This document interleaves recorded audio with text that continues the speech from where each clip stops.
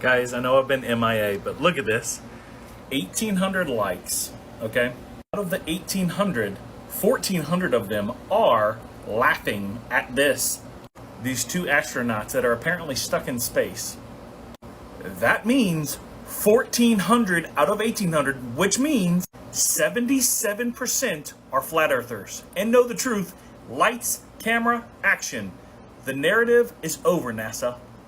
Literally over. You preach open-mindedness and then we show you a photo and you flirs are like, nuh-uh. You mean like this photo of Earth from space?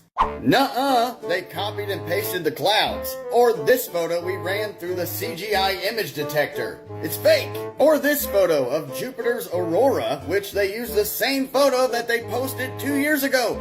And to top it all off, we got this photo where they leave the Photoshop hand tool right there on the official image for all of us to see. When we say nuh-uh, it's warranted.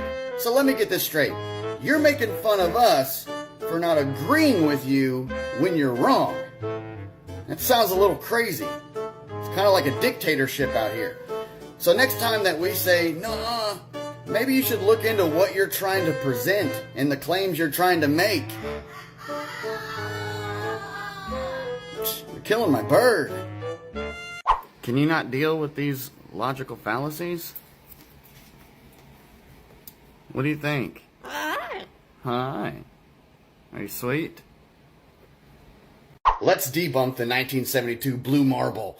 Neil deGrasse Tyson says, do you realize if you took Earth with all of its mountains, valleys, and hills and shrunk it down to the size of a cue ball, it would be smoother than any cue ball ever machined. And look at this topography. This mountain alone would be about 100 miles tall. And that's just the beginning. So this is the 1972 blue marble, the only image that NASA has of this trip on their website. And here's why. This is another photo supposedly taken on the way to the moon. Now notice this big fat Terminator line here. This is the day that they set off for the moon. And notice in our solar system, the sun and the moon are pretty well aligned. If you know anything about orbital trajectory, this is how they do it. They'll leave Earth, go around, and then set their trajectory for the moon, so wherever the sun is, they'll be heading that same direction. They're not going to change their trajectory until they get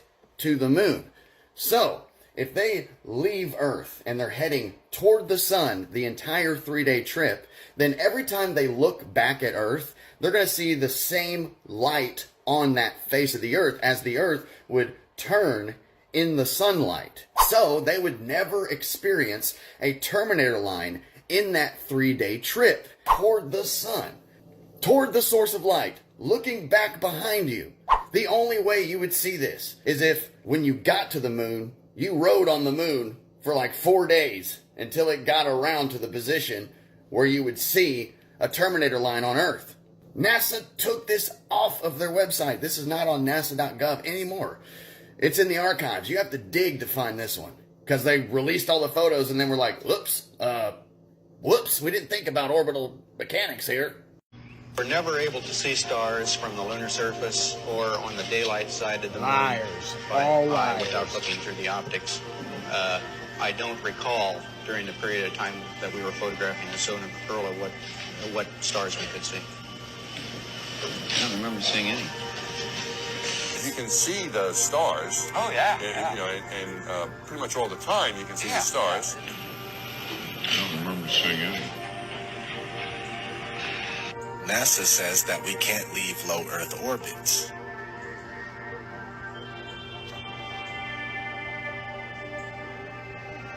Right now, we only can fly in Earth orbit. That's the farthest that we can go. The kinds of technologies that we're testing out on Space Station are definitely helping us with our goals of going beyond low Earth orbit.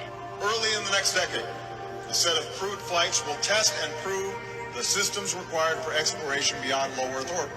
And this is really the beginning, I think, of human beings leaving low Earth orbit. One thing I really want your generation to embrace is that the Earth is a closed system. We cannot leave the Earth. Cannot leave. One thing I really want your generation to embrace is that the Earth is a closed system. Closed. We cannot leave the Earth. Cannot leave.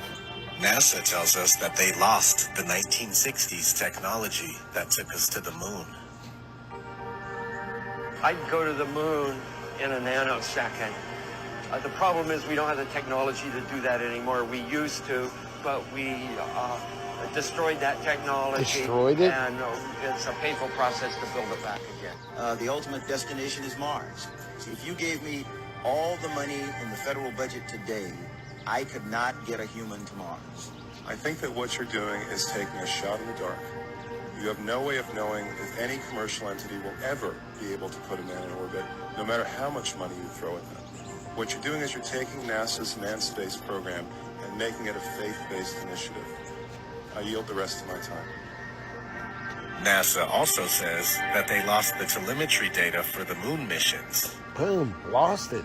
I haven't seen anything that indicates the telemetry data is even in existence, and as I said, even if we had it, we don't have the machines to play it back. Unfortunately, I'm afraid I can't really give you much of a clue as to where this data ended up and whether it still exists or not. I just debunked gravity. Gravity is too weak to keep me on the ground. A few helium balloons and voila, I'm flying.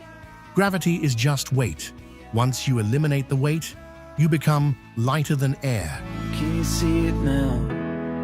Green jacket and a new perfume. I've explained this before, but I can do it again. The Earth is like the ground, like the floor of a room. You're standing on the ground. The ground is flat. All the lights in the sky are put there for signs and wonders. The sun is a light, the moon is a light, and they travel in a circle above the Earth, which is flat. There are two other things very similar to the moon that don't produce light. These also travel in a circle. Very predictably, once in a while, one of these things goes in front of the moon or in front of the sun. That's what causes eclipses. It's not the shadow of Earth. That's something they tell people who are easily deceived. Almost everyone who believes that we live on a ball Earth was told that as a child and has never questioned it. If they did, they would realize it's not logically possible. No intelligent person could stick to that belief. I don't think anyone could convince me Earth is a ball after this view.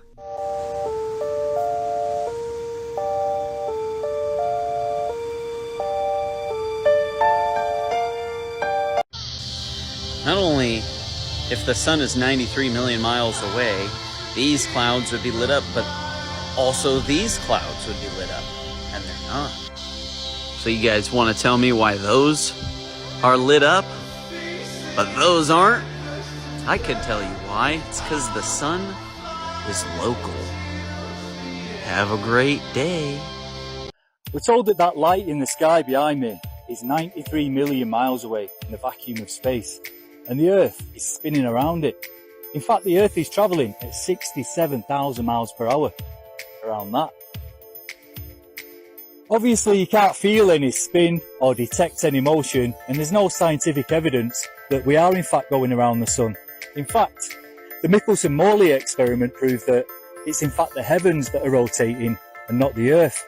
And as scripture says, the Earth stays stationary.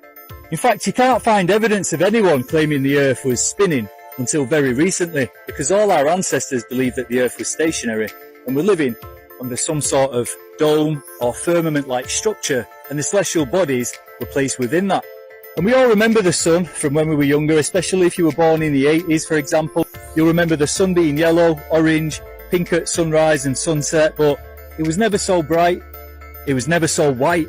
It's almost like they've changed the bulb up there. Well, this is just for entertainment. Don't take anything I say as gospel, but the gospel does actually say that the Earth is flat and stationary and we're not spinning or moving. But obviously the Bible's just a fairy tale. We can't pay too much attention to what that book's saying, can we?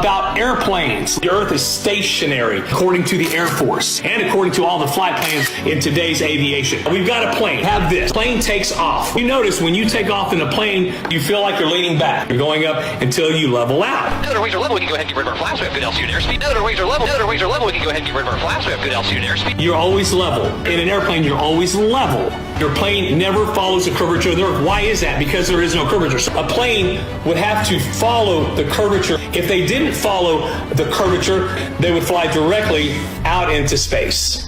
If the Earth were truly a sphere 25,000 miles in circumference, airplane pilots would have to constantly correct their altitudes downwards so as to not fly straight off into outer space.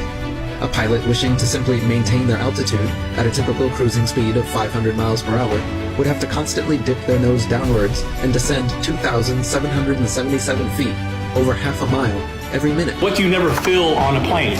You never feel like you're dipping down at all. Even when you're landing, the plane comes in like this. It never nosedives. The only time the nose is up is when it's taking off or trying to gain altitude. But coming down, it stays level. Where is all of this possible? Right here. Take off, level, level, level, level, level. It does not dip down. This round world model is a big lie that started by the Jesuit order. They want to make you feel this small, like you're nothing. That's why they say the universe is forever expanding. This going 1,014 miles an hour, going around the sun at 66,000 miles an hour. Moving the galaxy, going flying through, expanding at 2 million miles an hour. But you know what you never, ever feel? When you stand next to your bed, when you're talking to your children outside, when you're sitting at a bar, you know what you never feel? You never feel any of the motion that they talk about. You know why? Because we're right here. Stationary, flat, with the star Polaris right above us. The heliocentric model came about to pull you away from the creator and make you believe that you came from a monkey. Evolution means this. Understand, we live here, stationary. If this was an airplane flying around the globe, it would fly along and then it would have to tilt its nose down. If you take a gyroscope onto an airplane, or even if you just sit on an airplane, you'll never ever experience it just suddenly dip like this, which is what it would need to do if you were going to fly around the world. However, if we lived on a flat plane, which we do, the airplane would fly along on a constant. That's the experience that we feel on an aircraft. Wake up, sheeple. There is a fatal flaw in the globe Earth model. Let me explain. Since the Earth's core is meant to be molten lava, okay, and on the surface of the Earth is covered in water all over. Now, according to the globe Earth model, water is affected by gravity, which means it's forced downwards. Surely in this model water would escape downward towards the core, extinguishing the core. If this isn't proof that the globe Earth model is utter nonsense, I don't know what's going to convince you. This is a circle, right?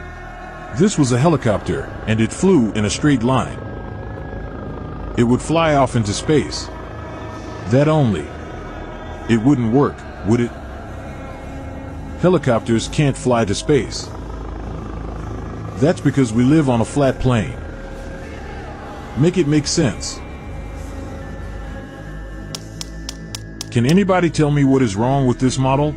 Because I can see straight away, the sun is on fire. Okay, let's look at the fire triangle. Fires need oxygen, heat, and fuel. In space, there is no oxygen. There's no atmosphere out here. How could the sun still be burning? Come on guys, wake up.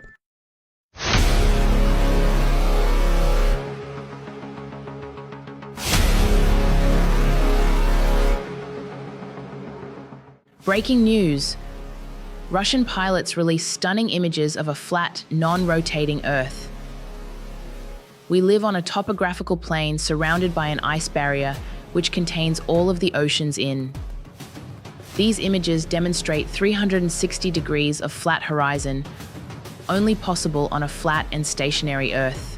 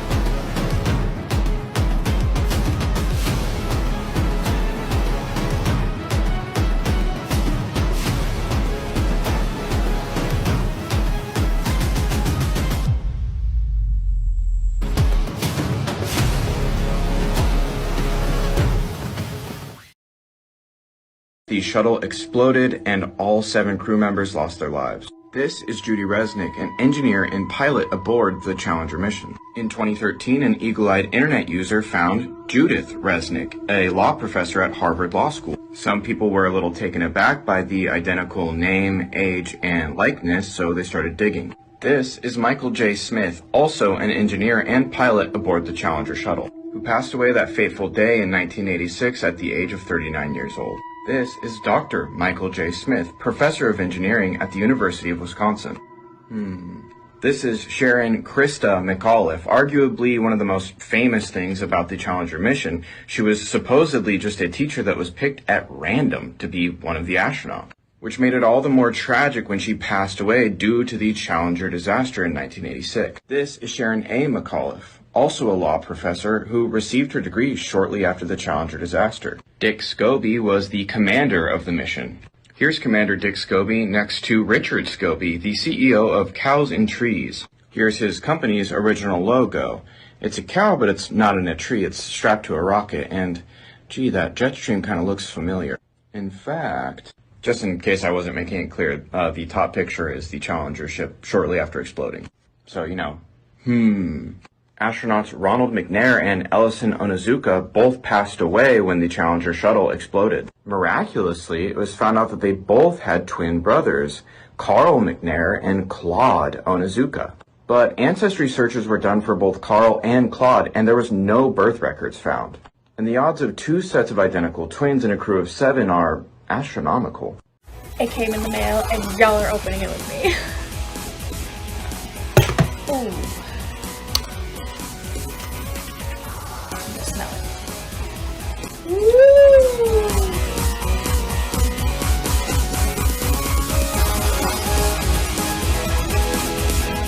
Here we go.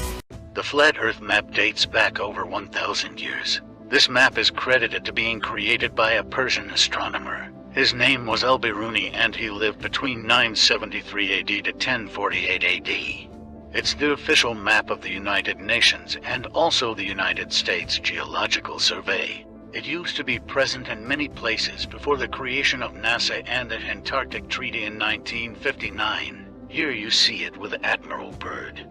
This map has been restored by Dmitry from Russia with suggestions of mine, Idialenkar. Known by my YouTube channel Flat Earth Banjo, I asked Dmitry to include the Bermuda Triangle and Point Nemo, a place deep in the Pacific where NASA buries rockets.